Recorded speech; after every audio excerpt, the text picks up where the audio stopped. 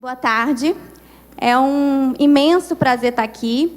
Eu sou uma felizarda, porque eu sou realmente uma apaixonada pelo direito eleitoral e essas oportunidades que a gente tem de estar aqui com amigos, como vocês que estão hoje compondo a mesa, fazendo novos amigos, né? A Aline e a Caterina já conhecia, o juiz ainda não. Realmente é um grande prazer para mim. Eu quero parabenizar aos realizadores do evento, o Dr. Pierre, que é, enfim, um grande anfitrião, nosso presidente da Comissão de Direito Eleitoral, e, enfim, dizer da minha grata satisfação realmente de estar aqui hoje.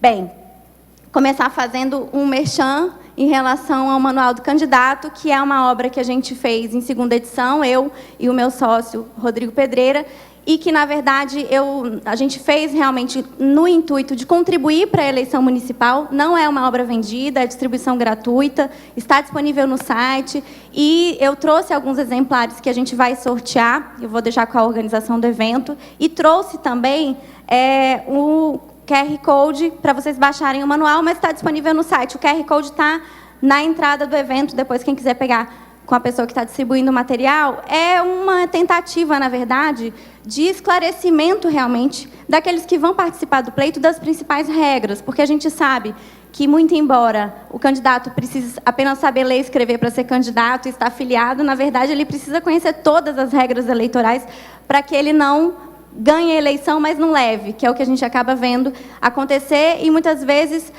sendo punido pelo mero desconhecimento, realmente, não pela intenção de estar praticando qualquer tipo de abuso. Então, realmente, a iniciativa é de contribuir para um processo mais democrático, em que o eleitor seja realmente o protagonista. Bem, quanto ao tema que me foi designado, propaganda eleitoral, é um tema extremamente amplo e eu me permiti fazer um recorte, né? A gente tem aqui outros palestrantes na mesa, a gente já tratou ali mais ou menos de quem vai abordar o quê, para que não fique repetitivo. Então, eu vou tratar um pouco sobre a propaganda antecipada, a propaganda antes da eleição, a propaganda intrapartidária também. Bem, na verdade, a gente teve uma profunda alteração nessa última reforma eleitoral e teremos, a partir disso, a eleição mais desafiadora de todos os tempos. Tivemos aí, desde a Lei 9.504, uma série de alterações normativas, mas realmente a Lei 13.165 foi a reforma mais ampla que tivemos desde a Lei 9.504. E, principalmente, em relação às permissões que nós temos da propaganda pré-eleição, pré-eleitoral, nesse momento dos atos da pré-campanha. Então, tanto que a própria legislação trouxe agora a figura do pré-candidato, que não era algo trazido na legislação, mas uma construção jurisprudencial que se colocava. No entanto, teremos a eleição mais desafiadora justamente porque houve uma mudança de paradigma muito grande, sem que o Poder Judiciário esteja acompanhando essa mudança legislativa, no sentido de realmente aceitar que realmente mudou. A lei mudou. E a lei mudou para justamente trazer aí inovações para se possibilitar um processo político pré-eleitoral mais amplo, a participação ampla, as pessoas terem conhecimento de quem está se colocando, enfim. E isso não está sendo tratado da forma devida. Bem, para tratar desse tema, eu vou fazer primeiro um introito em relação a como é que o tribunal entendia a propaganda na pré-campanha. Inicialmente, a gente tinha apenas a previsão do artigo 36, no sentido de que, a partir daquela determinada data, se podia fazer a propaganda eleitoral. Então, a partir do dia 6 de julho, se começava a propaganda eleitoral. Então, toda a construção em relação a essa propaganda antecipada, ela se deu a partir da jurisprudência. Por quê?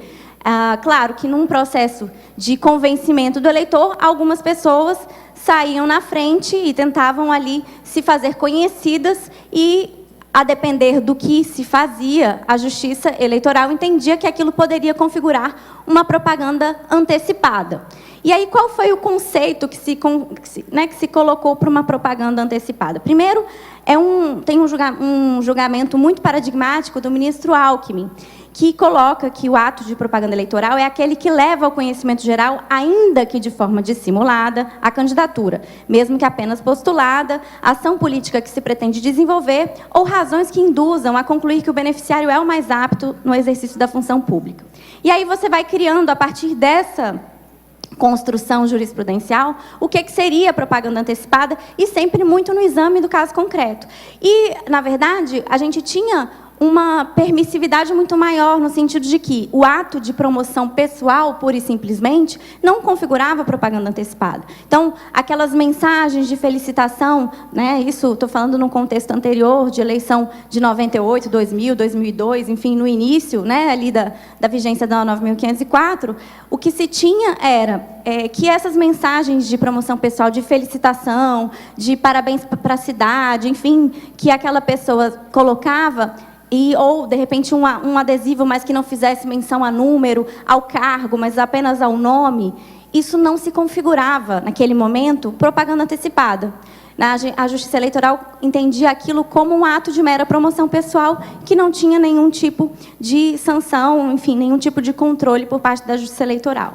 No entanto, a gente foi tendo uma evolução dessa jurisprudência, para que não só essa colocação da ação política que se pretende desenvolver, ou das razões que ele seja o candidato mais apto, mas também, por exemplo, as exaltações das qualidades do candidato. Então, por exemplo, no caso dos informativos dos parlamentares, né? A gente tem lá, os parlamentares têm a possibilidade de fazer seus informativos, e a jurisprudência sempre foi muito tranquila no sentido de que eles podem continuar fazendo, né? Seja no período pré-campanha, seja durante a campanha. No entanto, havia esse controle no sentido, olha, pode fazer, mas não pode haver ali algum tipo de exaltação das qualidades pessoais ou dos feitos, né, daquele pré-candidato. Também a comparação, a Justiça Eleitoral passou a entender que a comparação entre a atuação do governo com governos anteriores também configuraria propaganda antecipada. Isso muito no contexto da propaganda partidária, porque também a propaganda partidária pode configurar propaganda antecipada. Da mesma forma, a crítica sobre a atuação de filiados e do governo.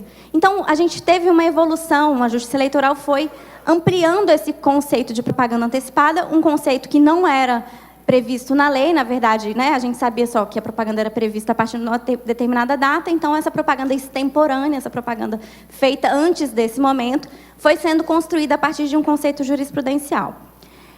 Na eleição de 2008, a gente teve condenações de grandes veículos de comunicação por conta de entrevistas que foram feitas, não sei se vocês vão se lembrar, mas principalmente no contexto da eleição de São Paulo.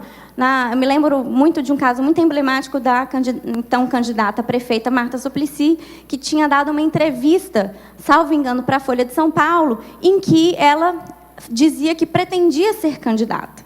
E aí, a partir daí, surgiu uma série de condenações de veículos de comunicação, porque não se podia dizer que se pretendia ser candidato, porque aquilo configuraria propaganda antecipada. E, enfim, inúmeras condenações com sanções para veículos de comunicação. E aí, com isso, houve uma resposta legislativa, porque, na verdade, a gente está sempre, né, nessa questão. A lei vem e o judiciário interpreta de uma forma, e o Poder Legislativo tenta afastar a interpretação da Justiça Eleitoral a partir de uma nova lei. E é o que vem acontecendo com a propaganda antecipada. Exatamente por essa razão que a gente teve a Lei 2034, que trouxe o famigerado, famoso 36A, que foi justamente para afastar determinadas condutas de forma muito específica, para que não se tivesse a configuração da propaganda antecipada, para que não se tivesse, pelo menos em relação a essas condutas, já se ficasse muito claro que elas não configuravam propaganda antecipada, para não se ficar dependendo do alvedrio da interpretação que fosse dada pela Justiça Eleitoral. E aí ela trouxe, então, a questão da participação de filiados, de partidos políticos, em entrevistas, programas, encontros ou debates no rádio e na televisão, e em que se pudesse, então, se colocar a possibilidade da candidatura, né, no caso de, inclusive, fazendo exposição de plataformas e projetos políticos, desde que não houvesse pedido de voto e, claro, preservando o tratamento isonômico. Então, demonstrando justamente essa resposta ao que aconteceu na eleição de 2008. Incluiu-se também a realização de encontros, seminários, congressos em ambiente fechado, e sempre às expensas dos partidos políticos, também para tratar da organização dos processos eleitorais, planos do governo, alianças partidárias, enfim. A possibilidade da realização das prévias partidárias, e aí, no caso, definindo que a comunicação sobre as prévias seria sempre para os veículos intrapartidários, né, as comunicações sempre intrapartidária, e a divulgação dos atos parlamentares e debates legislativos, que era uma coisa que já era permitida também, mas reafirmando essa possibilidade, e aí, mais uma vez, fazendo a ressalva da impossibilidade de se pedir voto ou apoio eleitoral. Isso foi em 2009, né, a alteração que veio com a 12.034, que valeu já para a eleição de 2010. No entanto, a interpretação que vinha sendo dada era muito restritiva, no sentido de que, olha, se não está aqui previsto nesses incisos do 1 ao 4 aqui, vai configurar propaganda antecipada. E aí, com isso, vem, mais uma vez, o Legislativo tentando reverter essa interpretação jurisprudencial, e aí ele traz uma série de mudanças com a Lei 12.891, e isso em 2013. E essas alterações da Lei 12.891 não chegaram a ser aplicadas, porque essa lei foi em dezembro de 2013 e não tinha um ano, né, da data da eleição. Então, já tivemos aí muitas alterações na 12.891, como, por exemplo, a possibilidade da ampla cobertura dos meios de comunicação de todas essas hipóteses, a possibilidade de colocar, por exemplo, as manifestações e os posicionamentos políticos nas redes sociais, na internet, que era uma questão, né, a internet trouxe uma série também de mudanças e questionamentos sobre qual é a amplitude, né, até onde eu posso ir no âmbito da pré-campanha, e aí se trouxe, então, para o 36A essa possibilidade, e excluindo da parte de alguns desses incisos, aquela vedação de que não se poderia mencionar a pré-candidatura ou a possibilidade de uma candidatura. Então, tentando trazer um pouco aquele conceito, aquele brocardo famoso de que o que não está proibido está permitido, que é o que deveria ser, mas não é o que na verdade, pelo menos não é o que se vem aplicando na jurisprudência. Trouxe também, enfim, uma série de outras possibilidades, né? Enfim, coisas mais específicas, possibilitando, por exemplo, a divulgação dos eventos partidários, não apenas intrapartidários, mas também nas redes sociais, então ampliando essa possibilidade. E agora, a 13.165, de 2015, ela foi ainda além. E aí se demonstra, mais uma vez, essa necessidade, essa vontade do Poder Legislativo de afastar o que a Justiça Eleitoral vem entendendo como propaganda antecipada, no sentido de ampliar realmente a possibilidade de manifestação política nesse momento antes da eleição. Na verdade, em qualquer momento que não seja a própria eleição, porque a grande dificuldade que a gente tem é, inclusive, delimitar quando é a pré-campanha. Quando é que começa a pré-campanha? É no ano da eleição? É no ano anterior? A gente tem, por exemplo, condenação de propaganda antecipada de ato realizado há mais de um ano antes da eleição.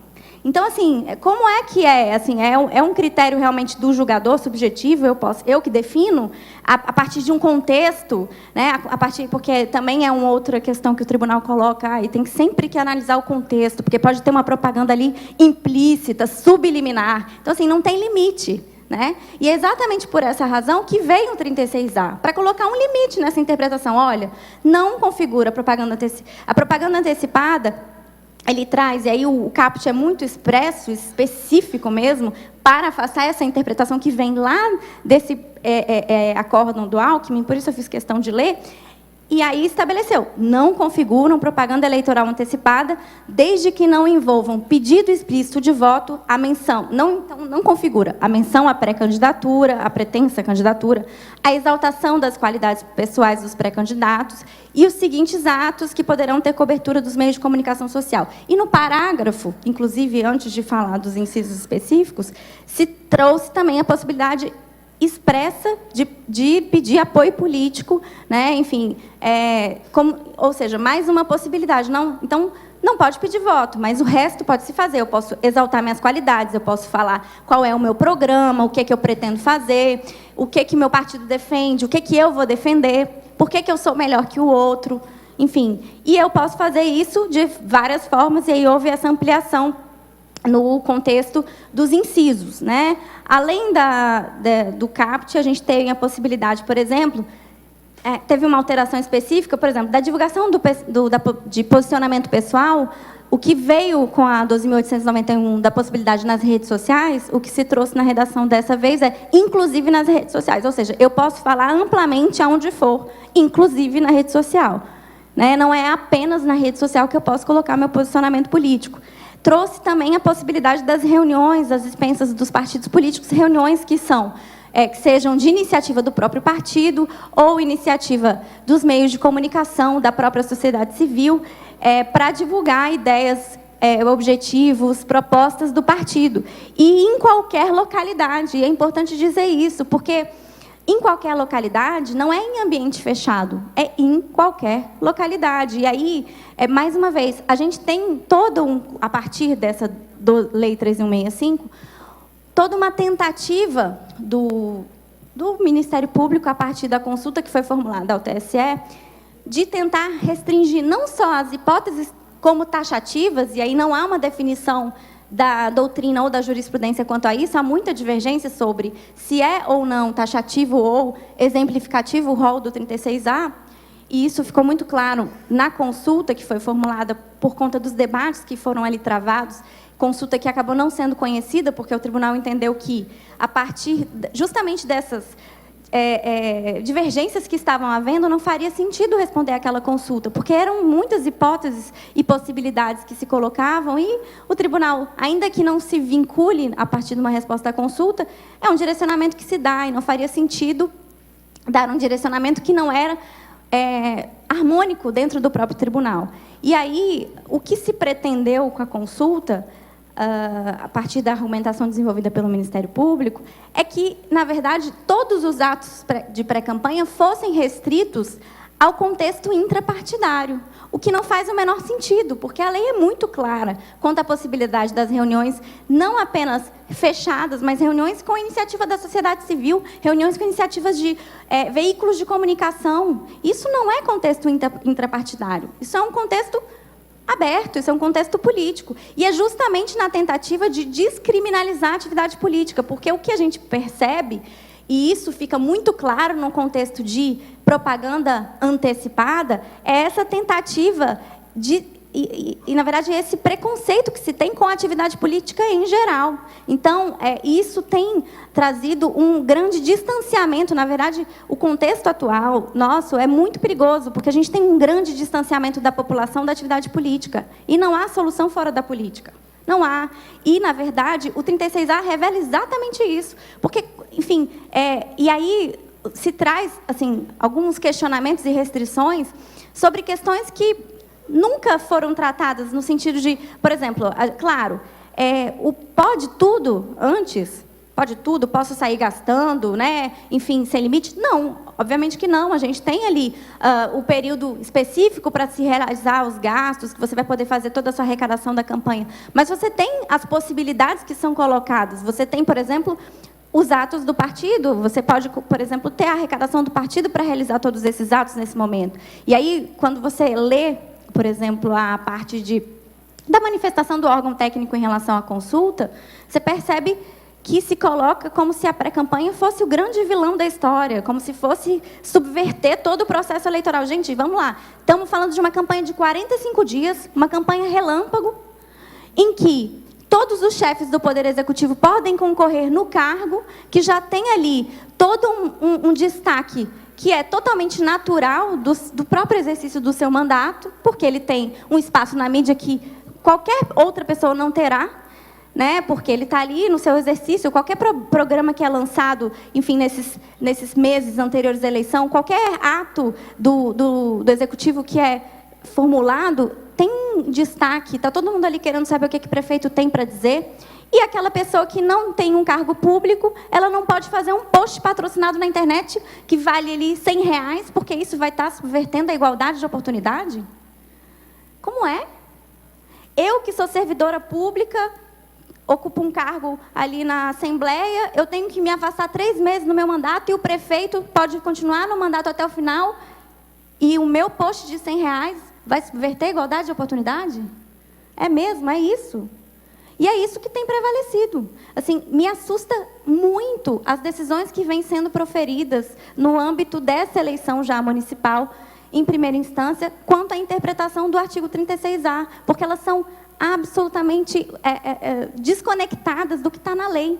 E desconectadas mesmo, porque a gente tem, por exemplo, algumas dessas decisões se baseiam na jurisprudência anterior. Ou seja, justamente na jurisprudência que a lei veio para afastar. Então, não posso fazer exaltação das qualidades pessoais, não posso falar do meu programa, do que eu quero fazer, não posso falar dos meus planos, sendo que a lei me permite. E, assim, eu acredito que ainda existe o princípio da legalidade. Quero crer, né, que existe. Enfim, como é isso? O direito eleitoral é o que está na lei ou é o que o juiz eleitoral diz que é? E aí a gente enfrenta esse cenário de total insegurança para todos, porque ninguém sabe o que vai valer para essas eleições. Nem eu sei, nem o TSE sabe, nem o juiz eleitoral sabe. Por quê? Porque é só lá no final, e aí o TSE só vai dizer isso quando já tiver passado a eleição, porque esses processos de propaganda antecipada chegarão ao tribunal muito tempo depois de passada a eleição, só serão julgados no ano que vem, e a gente vai enfrentar todo esse cenário, coitado, eu fico realmente com muito receio e com muita empatia em relação aos candidatos, gente. Tem que ter realmente muita vontade, muita coragem para se colocar num pleito como esse. Muita. Né? E que bom que tem pessoas que ainda querem. Que bom, né? Porque, eu tenho muito medo de um dia não ter mais ninguém que queira, porque, né, todos os incentivos são muito negativos. Né? Você se colocar num pleito como esse, com essa tamanha insegurança e com a possibilidade de tomar aí multas fenomenais. Tem um post, por exemplo, num post patrocinado, nem sei quanto o pré-candidato gastou, mas, por conta de um post patrocinado, simplesmente a multa que ele levou foi de R$25.000, por conta de um único post no Facebook. Então, realmente, a situação é muito delicada. Bem, são as perplexidades que eu queria deixar, meu tempo já se expirou.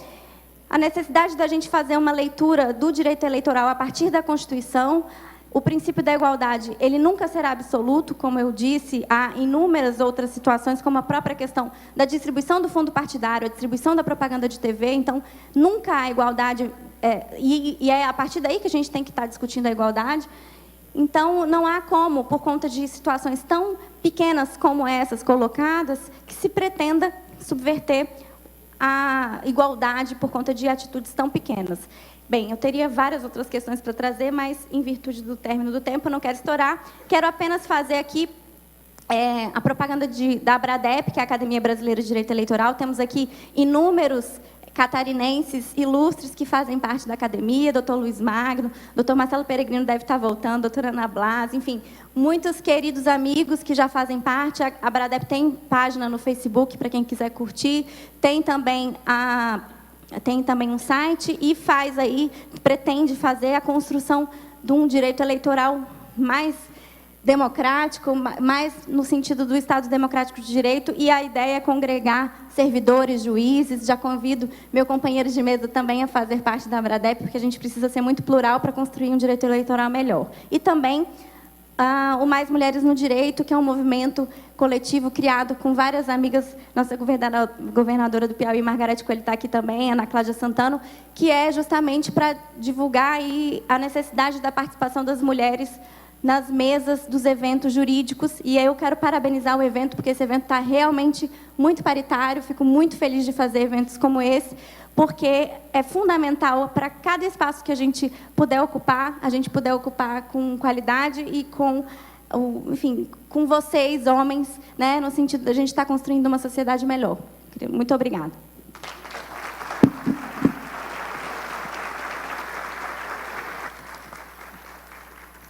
Muito obrigada, então, doutora Gabriela. Nós passamos a palavra agora para a doutora Caterine Schreiner. muito boa tarde a todos. Fico muito satisfeita com essa plateia cheia aqui logo depois do almoço. E com essa alegria e essa turma grande que hoje está aqui prestigiando esse evento, eu inicio cumprimentando a Comissão de Direito Eleitoral, da qual eu faço parte, mas especialmente na pessoa do nosso presidente, o Dr. Pierre Vanderlinde, e da doutora Cláudia Bressan, que foram os grandes organizadores e que deram o sangue para que isso hoje aqui acontecesse. Então, em nome de todos, eu peço uma salva de palmas para eles, porque, enfim, a gente sempre precisa ter aqueles que se doam para que todos possam se beneficiar com isso, na medida em que nós teremos aqui 2 dias inteiros de muito conhecimento e muito debate, troca de ideias, e acho que isso é sempre muito positivo para todos. Feito isso, eu havia preparado uma apresentação aqui inicial, falando sobre a propaganda eleitoral antecipada, que a doutora Gabriela já tratou aqui inteiramente. Então, eu vou só passar rapidamente alguns pontos específicos. A minha palestra ela vem mais de uma forma objetiva, para trazer a todos apenas aqueles detalhes do que realmente mudou para essas eleições e que nós precisamos, como advogados ou como políticos que hoje estão aqui assistindo a palestra, ficar atentos e realmente nos preocuparmos apenas em permitir que os candidatos façam uma boa campanha, em assessorá-los da melhor forma possível, para que, no final da eleição, nós tenhamos respeitado que realmente o resultado das urnas seja um resultado legítimo, efetivamente à vontade do eleitor, sem qualquer influência considerada ilegal pela nossa legislação. Então, bem rapidamente, nesse período de pré-campanha, e aí eu já começo a entrar no tema específico da minha palestra, que vai ser a questão da internet, o uso da internet nas eleições. Então, com toda essa mudança eleitoral que nós tivemos esse ano, um dos principais meios que nós vamos ter para fazer a campanha eleitoral é efetivamente o uso da internet. Tanto agora, nesse período de pré-campanha, quanto depois, no nosso período de campanha eleitoral, efetivamente.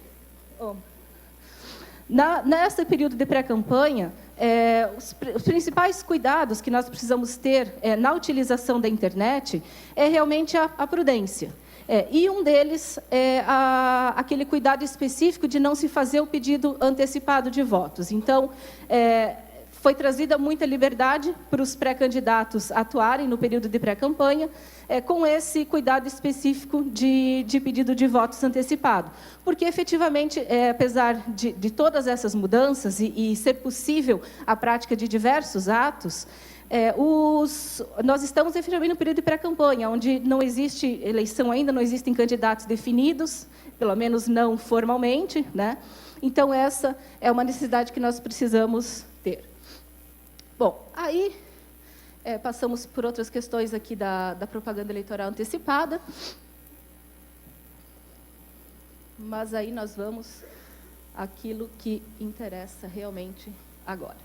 Vamos lá. Que é o nosso período da propaganda eleitoral, com a realização da nossa propaganda na internet. Bom, para esse ano, a propaganda eleitoral ela está num prazo bastante reduzido, como todos já devem saber, se iniciando a partir do dia 16 de agosto, inclusive pela internet. E eu acredito que esse vai ser um dos primeiros meios de propaganda onde nós vamos verificar e localizar a propaganda eleitoral efetivamente sendo realizada, na medida em que toda a propaganda eleitoral na internet ela precisa ser realizada de forma gratuita. Então, dessa forma, não haverá a necessidade do candidato para ele usar o WhatsApp dele e mandar uma mensagem, pegar o Facebook dele para fazer uma postagem eleitoral, ele não precisará aguardar a abertura da conta bancária, porque não haverá nenhum gasto sendo realizado. Então, por conta dessa velocidade, dessa possibilidade da propaganda eleitoral na internet ser realizada de forma mais ágil, e também pelo fato dela chegar a um maior número de pessoas, ou pelo menos que o candidato consiga alcançar mais pessoas com um único ato, porque hoje nós não temos mais os grandes comícios, né? Nós temos reuniões pequenas ou talvez dois comícios só numa campanha inteira. Então, na internet, com uma simples postagem, o candidato vai conseguir atingir um grande número de eleitores, de potenciais votantes a ele, de uma forma muito rápida e eficaz. Claro que a propaganda na internet ela não vai ser a responsável pela vitória em nenhuma eleição, mas certamente aquele que fizer um mau uso da internet corre um grande risco de não se eleger, de perder ou de não conquistar o eleitor ou perder aquele que já havia conquistado anteriormente. Mas, em relação às mudanças jurídicas que nós tivemos a respeito da propaganda eleitoral na internet, o que nós precisamos debater e conversar hoje aqui nessa tarde? Em primeiro lugar, a questão da criminalização da contratação de pessoas para o arregimentamento, né, o arregimento de pessoas para falar mal de candidatos através da internet, né? Isso foi uma situação lamentável, muito triste, mas foi usada em grande escala em eleições anteriores. E, a partir dessa eleição, com a reforma eleitoral que nós tivemos no ano passado, então, a contratação de pessoas para, através das redes sociais ou de qualquer outra forma da internet, para falar mal, denegrir, atingir a honra, atingir a moral do adversário, ela ficou considerada como um crime. Esse crime ele é punido com pena de detenção, que inicia em 2 anos e pode chegar a 4, além de uma multa que inicia em R$15 mil e pode chegar a R$50 mil. Então, essa é uma primeira alteração significativa e muito positiva da nossa lei eleitoral para as eleições desse ano, e que, dentre tantas coisas que a gente não sabe se vão ser proveitosas, se efetivamente vão ajudar na legitimidade da eleição, essa é uma das que eu considero como positivas. Tá? Então, essa é uma questão bastante interessante. Outro cuidado que todos os advogados precisam ter ao instruir aos seus clientes ou os próprios candidatos que estejam hoje aqui ouvindo, é importante que fiquem atentos, diz respeito ao envio de mensagens através da internet com a utilização de meios de massa, compra de cadastros, ou empresas que vendam o serviço de envio em bloco de SMS ou de mensagens para WhatsApp, ou até mesmo certos aplicativos que estão sendo vendidos aos candidatos e são aplicativos que fica em dúvida se ele efetivamente vai constituir uma propaganda eleitoral gratuita ou, a partir dali, nós temos uma propaganda na internet através de um modo pago. Então, esse tipo de serviço, principalmente venda de cadastros, ou envio, em contratar uma empresa para fazer o envio de mensagens em massa, é importante que todos mantenham distância disso, na medida em que, efetivamente, a lei proíbe expressamente essa situação, pune com multas bastante rigorosas, que vão, enfim, atrapalhar toda a campanha, além de colocar o candidato e toda a campanha no risco de receber, posteriormente, uma impugnação por abuso de poder econômico, que pode ter uma consequência mais danosa ainda para a pessoa. O que mais? Anonimato na internet. Também existe norma específica na nossa lei eleitoral proibindo a existência de anonimato, perfis falsos, o perfil fake. Então, existe essa proibição. Se efetivamente vocês desejarem utilizar a propaganda eleitoral através da internet, o façam com perfis verdadeiros, chamem os seus apoiadores para montar uma rede de pessoas para divulgar as propostas do candidato, ou, quando for para rebater alguma crítica do adversário, utilizar perfis verdadeiros. A lei ela proíbe essa situação, ela inicia com uma multa de 5 até 30 mil reais, e esperamos, e a Justiça Eleitoral, pelo menos, tem divulgado, que ela está efetivamente preparada para combater esse tipo de situação.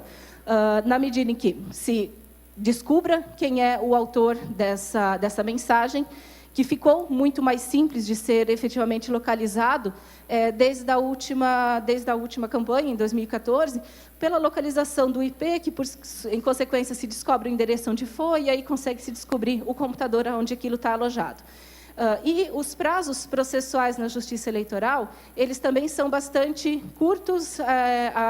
Os juízes estão efetivamente voltados aos trabalhos eleitorais, com preferência de atuação nos processos eleitorais, que não nos seus ordinários. Então, se acredita que a gente vai conseguir ter uma grande agilidade na descoberta dessas pessoas que utilizam os perfis falsos e coibir o uso, tirar isso do ar, enfim, tirar da internet, e a aplicação da punição para quem for responsável por isso. O que mais?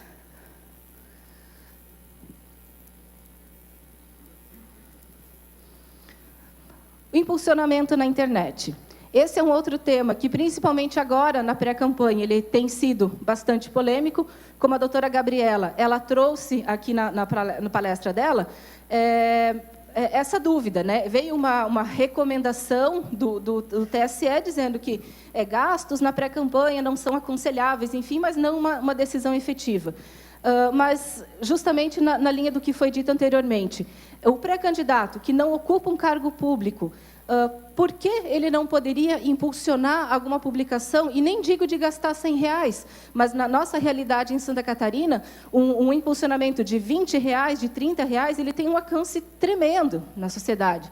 E isso vai ser considerado a violação do direito de igualdade entre aquele candidato que está entrando agora na política ou não possui nenhum cargo público, contra aquele que já é prefeito ou já é vereador e tem o benefício de poder, de certa forma, não usar a máquina, mas a máquina está a favor dele de divulgar as suas ações, os seus atos, o seu nome, nesse momento. Me parece que a posição que deveria ser firmada, e pelo que eu enfim, e acredito que todos os colegas vamos batalhar,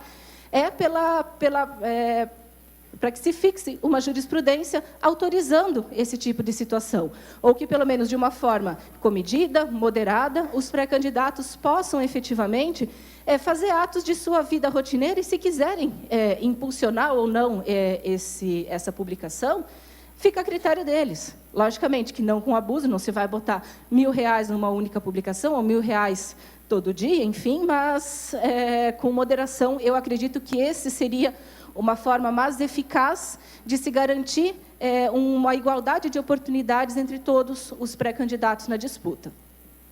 Passando dessa situação para o período de campanha eleitoral, o que se tem em relação à internet é que, efetivamente, ela precisa ser gratuita. Então, essa dúvida que hoje se tem com relação à pré-campanha, ela não vai se manter no período efetivo da propaganda eleitoral, na medida em que toda a propaganda eleitoral na internet continua precisando ser realizada de forma gratuita. Então, é daí que vem essa impossibilidade de se fazer um impulsionamento, é daí que vem a impossibilidade de se contratar empresas para fazer esse serviço de telemarketing, ou de envio em massa de mensagens, ou de envio em massa de recados via WhatsApp, por exemplo. Não se pode comprar espaços em jornais, em revistas, para que eles divulguem a mensagem de vocês nos blogs, na internet. Não é possível, nem mesmo de forma gratuita, se realizar a propaganda eleitoral em blogs de pessoas jurídicas também. Tá? Então, são todas situações que envolvem a propaganda eleitoral na internet e que se mostram importantes, de que todos fiquem atentos, analisem a lei, tomem suas conclusões, para que realmente se possa ser utilizada essa forma de propaganda de forma efetiva, vantajosa e respeitando o que a legislação traz. E são muitas as possibilidades, a criatividade dos candidatos e dos publicitários sempre é muito grande. Então, foi por isso que eu quis trazer a todos vocês, pelo menos algumas pequenas reflexões e ideias e recados sobre a propaganda eleitoral na internet. Tá? Ela vale muito a pena ser feita, é um meio extremamente produtivo e que, com certeza, vai ajudar muito a democracia em se poder levar a mensagem do candidato a mais eleitores, especialmente nesse período de propaganda eleitoral que é tão curto, aonde muitas vezes os candidatos não vão conseguir chegar em todas as casas pessoalmente para entregar o seu santinho, o seu material, tomar um café com o eleitor, aquele contato pessoal, mas fazendo pela internet, fazendo de uma forma bem feita, esse contato físico, algumas vezes ele pode ser substituído ou pelo menos melhorado, né? Ou substituir, enfim, pelo contato através da internet. Eu fico por aqui, agradeço a atenção de todos vocês e depois ficamos à disposição para debates a respeito do assunto. E vamos só para a última tela. Consegue passar por aí? Então, vamos lá. Mais uma?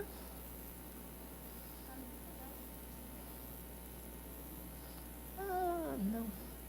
Não, passar para frente, por favor. Mais uma? Por favor, pode passar. Mais uma? Agora sim. Pronto. Desculpem pelo problema aqui da apresentação. Bom, eu, novamente, agradeço a atenção de todos. Deixo à disposição de quem queira contribuir com o debate eleitoral um blog, um site que nós temos de forma gratuita e que divulga informações eleitorais, teses, artigos, enfim, o que os colegas advogados entenderem adequado divulgar de forma apolítica, sem beneficiar um candidato ou outro, um partido ou outro. Seja pelo site, o eleitoralbrasil.com.br, o facebook.com/eleitoralbrasil. Fico à disposição de todos depois, mais tarde. Obrigada.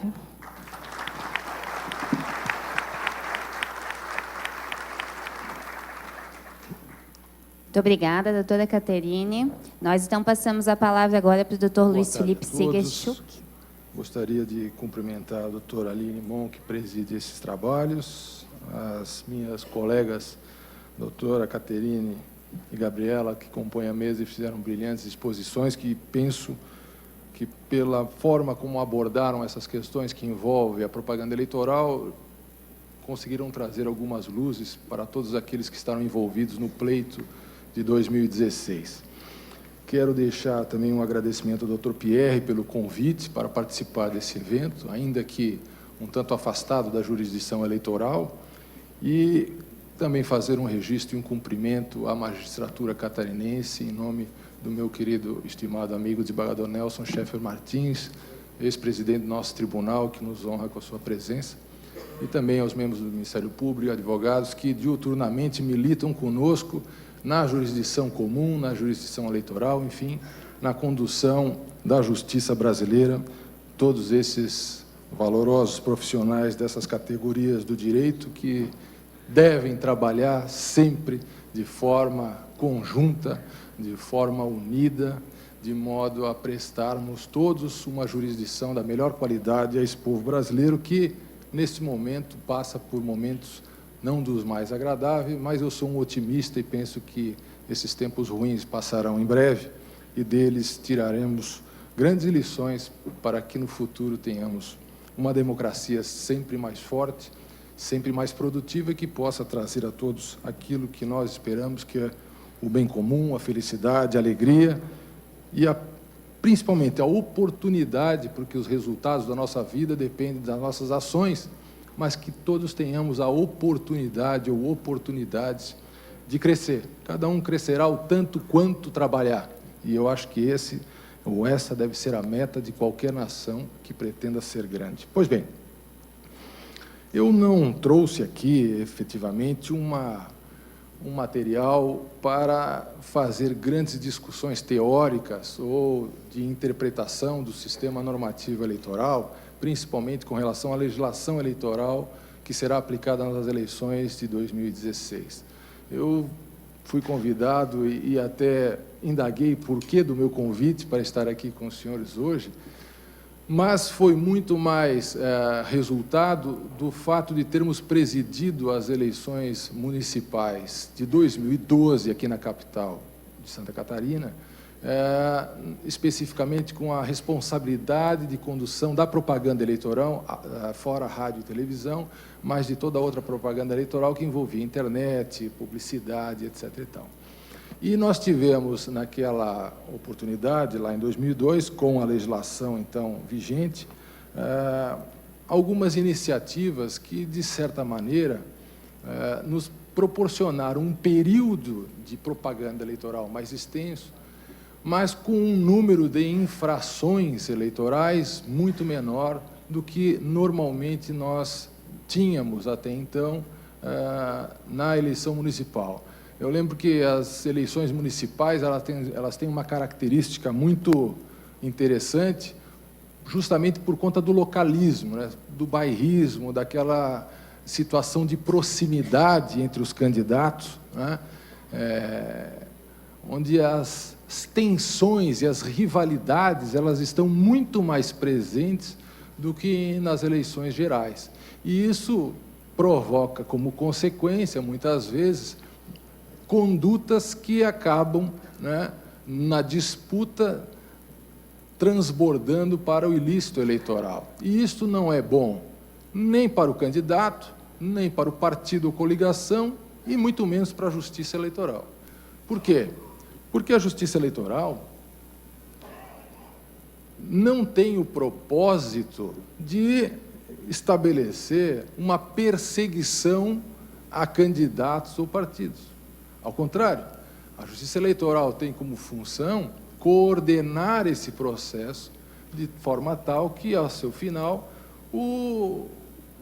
a população, ou os cidadãos, possam ter a representação segundo os votos que depositaram lá nas urnas, enfim, a escolha que efetivamente fizeram durante o período eleitoral. Pois bem, então, nós temos um grande problema, ou uma grande questão, que é justamente essa: a postura dos partidos ou candidatos, de um lado, e os limites estipulados pela legislação eleitoral para a propaganda eleitoral, de outro, especialmente no caso de 2006. Muito bem. Temos a legislação específica, que é a lei eleitoral e a resolução do TSE, e uma primeira observação que faço, e faço isso porque já tive a oportunidade de sentir essa situação, é a necessidade de leitura com cuidado de todos aqueles que participarão do pleito eleitoral da legislação eleitoral. É importante que não só aqueles que estão ligados ao direito, os advogados que coordenaram a campanha, magistrados, membros do Ministério Público, mas principalmente pré-candidatos, candidatos, procurem conhecer a legislação eleitoral e a iniciativa da doutora Gabriela de fazer um manualzinho e tal. Isso é extremamente interessante, porque é, logicamente, uma legislação extensa, mas que procuram se informar sobre a legislação eleitoral para depois, lá na frente, não ser surpreendido com uma derrapada no curso e depois dizer, mas eu não sabia, né? Aliás, nós temos esse mau costume do eu não sabia, eu não sei, eu não vi, né? Essas coisas do eu não sei, eu não vi, eu não sabia, eu acho que nós já passamos dessa fase, né? Agora não tem mais como justificar determinadas condutas e dizer que não sabia que estava acontecendo. Com relação à justiça eleitoral, então, nós temos a premissa constitucional, e aí está na própria lei, e eu destaco, a propaganda exercida nos termos da legislação eleitoral, e isso é extremamente importante e vincula a justiça eleitoral, não pode ser objeto de multa nem cerceada sob a obrigação de exercício de poder de polícia ou legislação municipal. Ou seja, a responsabilidade do poder de polícia é da justiça eleitoral, mas há uma condicionante. O poder de polícia se restringe às providências necessárias para inibir as práticas ilegais. E aí, muito pertinente a preocupação, que foi aqui manifestada pela doutora Gabriela, da justiça eleitoral fazer ou efetuar interpretações que desbordem dos limites da legislação eleitoral. Muitas vezes, talvez, e fazendo um meia-culpa, quem sabe, não estou aqui a criticar a decisão de ninguém, mas, algumas vezes, construindo uma interpretação que seja, de alguma maneira, cerceadora da liberdade de exercício da propaganda eleitoral, que a lei diz que não deve ser cerceada, a não ser naquelas hipóteses que estão proibidas. Se não há proibição, temos um espaço para divulgação de ideias. E esse espaço de divulgação de ideias no âmbito da propaganda eleitoral, e é o que a legislação diz, ele deve ser preservado, porque não há condição de se exercer a democracia e se exercer uma escolha adequada se eu não tiver a informação adequada sobre o candidato em relação ao qual eu estou pretendendo ou tenho uma inclinação para votar. Então, um primeiro ajuste, ou primeiro destaque que faço é justamente essa questão do jogo da democracia e o papel da justiça eleitoral, do juiz eleitoral, neste processo. Conduzir, controlar, preservar e perseverar na igualdade de condições, mas permitindo que se utilizem das ferramentas hoje da internet, temos a propaganda escrita, temos a propaganda, né, na televisão, nas outras mídias e principalmente na internet hoje, mais do que tivemos na eleição de 2012, né, para que se possa efetivamente avançar no conhecimento de cada um dos candidatos. Muito bem, e aí, ainda em complemento a isso, trago a questão da norma e dos seus significados. Por quê? E esse é o grande desafio da justiça eleitoral. As palavras devem ter seus significados devidamente interpretados para que nós tenhamos a condição de chegar num valor que possa ser compreendido pelas duas partes que estão neste diálogo, no caso da justiça eleitoral. Sejam os candidatos, pré-candidatos, partidos, advogados e magistrados que vão aplicar essa legislação na condução desse processo. Muito pertinente o que disse a doutora Gabriela também, e eu trouxe aqui em relação a isso duas situações de interpretação esse período de pré-campanha, né, do pré-candidato, onde eu pincei 2 artigos do consultor jurídico, recentes, agora de junho. Um dizendo que a pré-campanha deve ser exercitada, que a legislação não traz uma limitação, e peguei 2 trechos. E dizendo o seguinte, olha, pode fazer o pagamento de um post na internet, isso não é crime, deve ter liberdade de fazer, e assim por diante. Em cima do mesmo texto, do mesmo artigo. E uma segunda interpretação, do dia 1º de julho do mesmo mês, praticamente, dizendo o seguinte, olha, não pode não, pré-campanha não pode fazer nada. Se usar um tostão, justiça eleitoral, multa, enfim. Vejam, o mesmo dispositivo interpretado de forma diametralmente oposta por juristas, até omiti nomes, né, por pessoas que se debruçaram sobre a lei eleitoral, ou seja, buscaram significados daquelas palavras que estão na lei eleitoral para trazer dali uma interpretação e uma forma de aplicar essa legislação eleitoral. Pois bem, esse é um grande desafio que a justiça tem, justamente para buscar a condução adequada, sem cercear, como diz a lei, a possibilidade da propaganda eleitoral, que é o nosso grande desafio. Muito bem. E aí eu vou avançar aqui para chegar exatamente no ponto que me propus a trazer para os senhores como uma contribuição para essa campanha de 2016.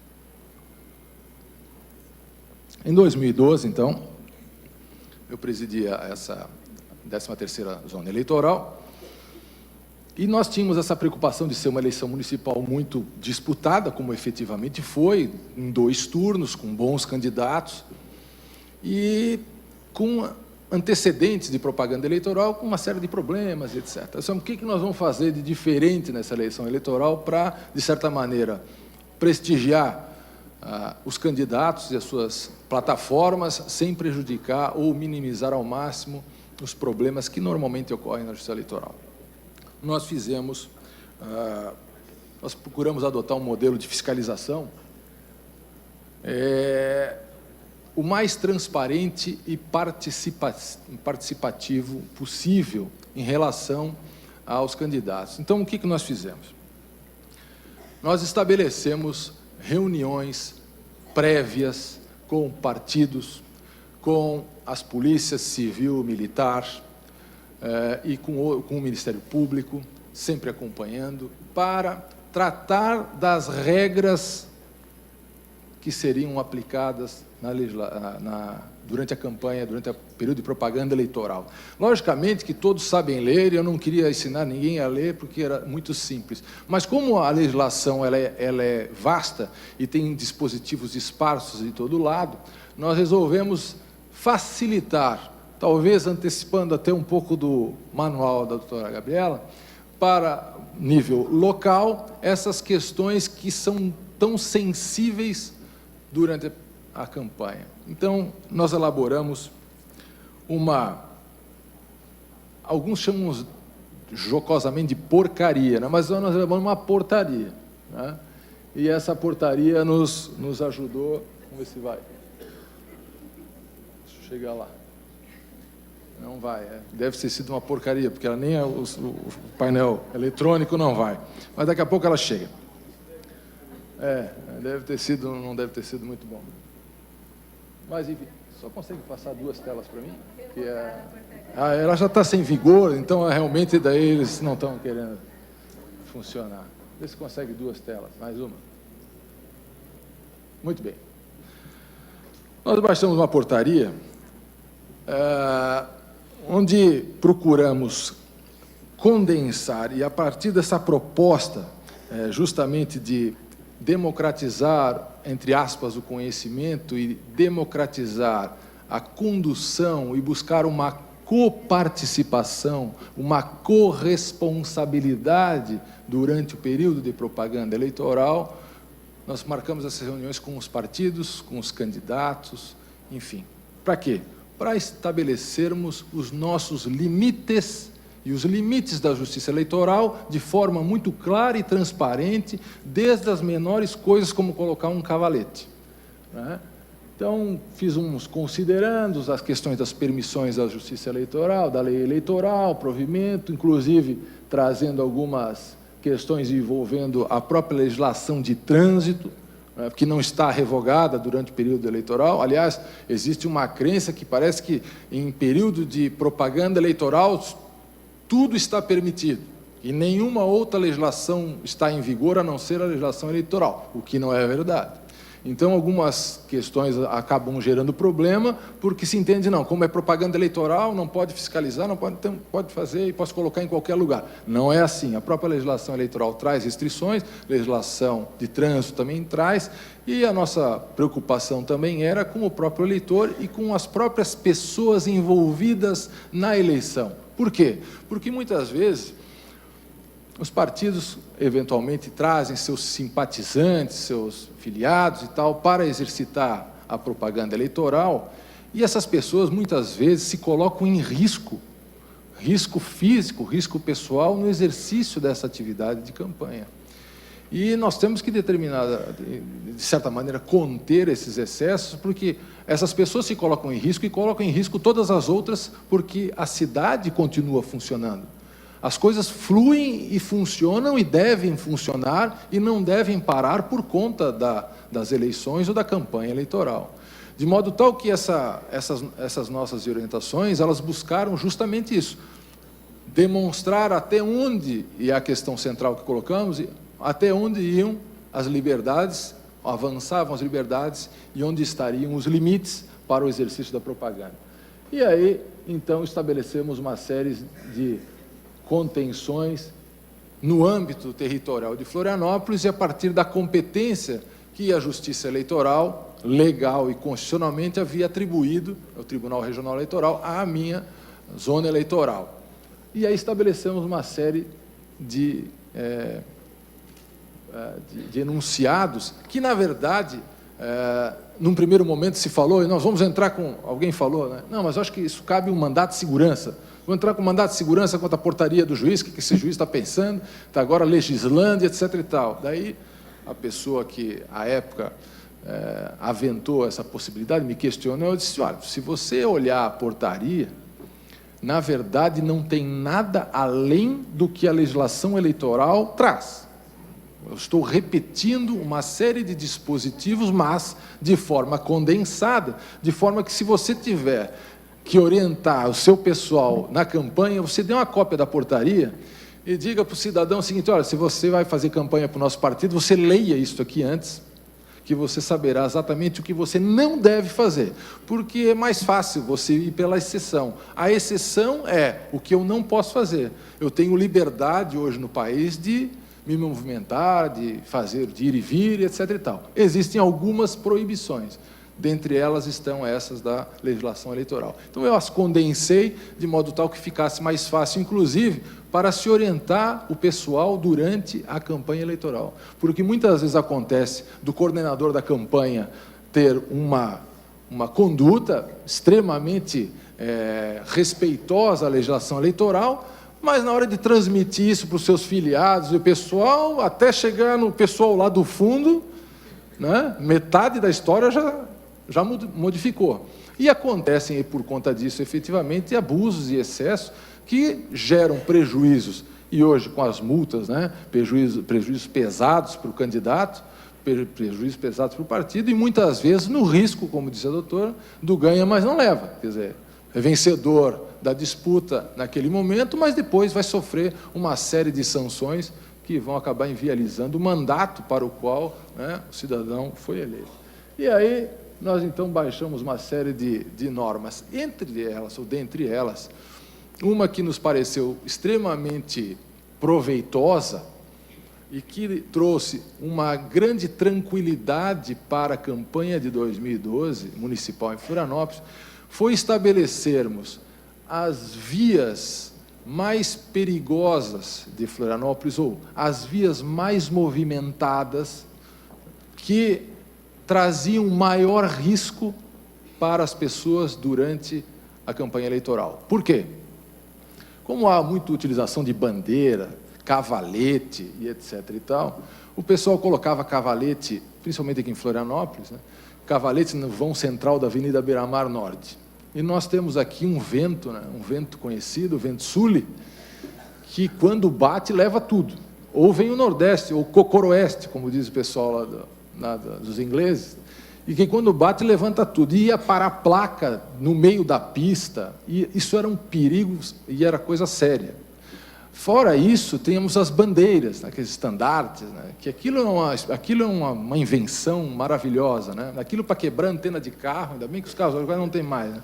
Mas tivemos notícias várias, que o pessoal parava ali perto da sinaleira, ali nas coisas, e aquela bandeirada, né? Mas as bandeiras, tem umas bandeiras que efetivamente sim, são portentosas, né? Tem uns 2 metros.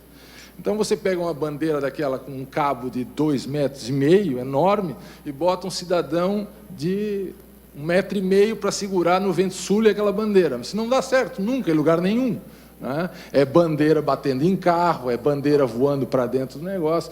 E as pessoas, muitas vezes, no afã de ganhar o voto e a simpatia do eleitor, entra, né, na pista, entra a pista dentro e atinge veículo, etc. e tal. Então, nós seguimos uma série de orientações que, no final, acabaram por... todas aquelas vedações estão constando ali, acabaram por simplificar todo o nosso trabalho, não é?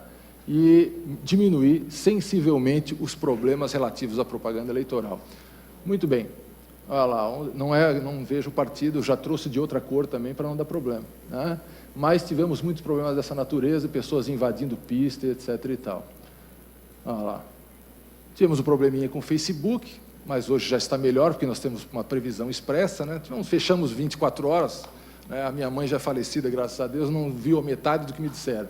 Mas aí resolvemos, o Facebook resolveu o que tinha que resolver, e eu tive também que prender um boneco, né? Não sei se você lembra da propaganda da maconha, eu mandei prender um boneco. Esse era um candidato que defendia maconha e tal, e ele está tudo certo, ele podia fazer campanha, mas ele botou um boneco, andava nas escolas, eu mandei prender o boneco, foi preso na Lagoa o boneco. Ele foi preso e ficou detido até terminar as eleições. Depois eu soltei o boneco. E eram 2 bonecos.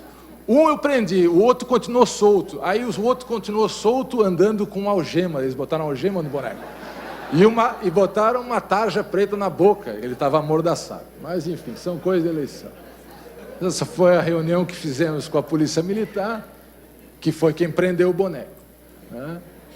Enfim, a nossa pretensão é esta, garantia da normalidade, o jogo é esse, a vitória faz parte, e nós não queremos, da Justiça Eleitoral, dar cartão amarelo nem cartão vermelho para ninguém. Nosso objetivo é organizar para que todos aqui, principalmente aqueles que vão concorrer, possam manifestar suas ideias da melhor maneira possível. Esse é o jogo melhor, o jogo onde o juiz não aparece. Se o juiz não aparecer no jogo, é porque o jogo foi bom. É isso, meus amigos. Uma boa tarde a vocês e muito obrigado.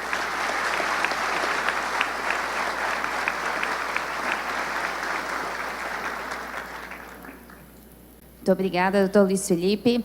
Bom, a doutora Gabriela que pediu um tempinho que a doutora Caterine não utilizou, então eu vou passar bem rápido a palavra, doutora Gabriela, para fazer a sua conclusão. Então, muito rapidamente, que eu não quero atrasar mais o evento. Só, enfim, deixar as últimas impressões, porque a gente acaba vendo, desembargador, que tem, ainda que, claro, né, assim, sempre nas melhor das intenções, mas essa dificuldade que a gente tem, talvez essa, enfim, de enxergar a propaganda como uma coisa que tem que acontecer de forma muito ampla, né? Na verdade, assim, me preocupa muito.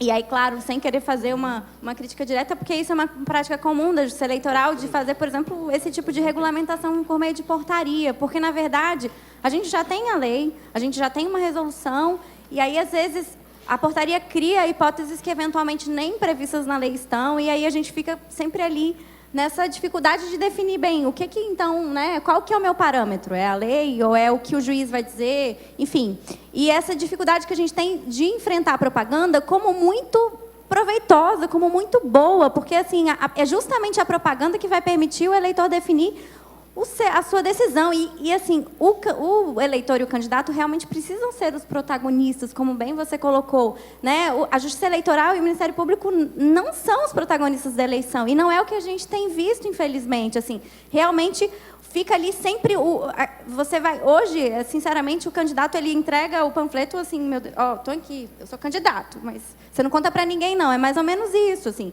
porque você fica nessa dificuldade de saber o que pode ou não. E o que me preocupa, né, assim, só para fechar mesmo, nesse momento, é a questão dos gastos. Isso, talvez por conta do tempo eu não falei, mas o que eu quero deixar assim é que tomem muito cuidado com os gastos que sejam realizados nesse período, porque o que se percebe, tanto a partir do Ministério Público, quanto a partir de uma visão da área técnica, eu não posso dizer do TSE, porque não houve ali, né, um pronunciamento formal, mas que, assim, pelo debate você já percebe, é a dificuldade de entender que esse gasto não seja um gasto antecipado no sentido de um gasto ilícito. Eu não entendo que é ilícito, mas a Justiça Eleitoral pode entender que é. Então, tomem cuidado para não fazer nenhum gasto que seja muito expressivo, porque isso pode implicar em abuso do poder econômico, que esses gastos não sejam vinculados a atos que são tipicamente de campanha, como, por exemplo, panfleto para distribuir, porque isso realmente não é o momento, placa para poder colocar em qualquer lugar, enfim, isso, deixar isso mais para o momento realmente ali da propaganda intrapartidária, né, 15 dias antes da convenção, que aí você pode realmente, nas imediações, fazer isso, e tentar focar, como que a própria doutora Caterine colocou, nas redes sociais. São uma propaganda que não tem custo, né? Assim, eu entendo que pode sim o post patrocinado, mas aí a gente não sabe qual vai ser o entendimento, então há sempre o risco. Então avalie, né, o custo-benefício disso, porque também, a depender do que se colocar em termos de valores, enfim, post patrocinado é normalmente muito pequeno, né, o valor. Mas, a depender do que se investir, isso pode também implicar em abuso de poder econômico. O principal, nesse momento, é ter o cuidado de não configurar o abuso de poder econômico. E aí eu alerto para as possibilidades que já há na lei, assim, realmente, de fazer essas reuniões, de aproveitar isso, aproveitar o partido, aproveitar para que esses gastos desse momento inicial sejam feitos via partido. Faça a sua doação para o partido pode fazer esses eventos, faça a sua doação, o partido não tem dinheiro, faça a sua doação, e o partido faz o gasto para realizar ali o evento, para realizar a reunião. Aproveitem disso, assim. E uma outra questão é que eu entendo, e que talvez não fique muito claro, é que os partidos eles já podem estar fazendo arrecadação. Claro que eles não vão ficar fazendo gasto eleitoral agora, mas ele pode fazer a arrecadação dele, que depois esse dinheiro vai para a conta de campanha eleitoral do partido, para depois ir para o candidato. Ele não precisa ficar esperando, até porque 45 dias vai ser muito difícil, né? ficar esperando chegar e cumprir aqueles requisitos todos para começar a fazer uma arrecadação ordinária, que ele já pode fazer no dia a dia dele, porque é para os gastos dele ordinários. E aí, claro, sobrando dinheiro, ele pode investir isso depois na eleição. Só deixar esses alertas, porque realmente eu acho que eu fico muito preocupada em relação a essa questão. Muito obrigada. Eu agradeço mais uma vez, então, ao Dr. Luiz Felipe por ter aceitado o convite, doutora Caterine, doutora Gabriela, que gentilmente, mais uma vez, vem a Santa Catarina para o evento da comissão da OAB. E assim nós encerramos, então, essa mesa para dar continuidade aos trabalhos dessa tarde. Obrigada.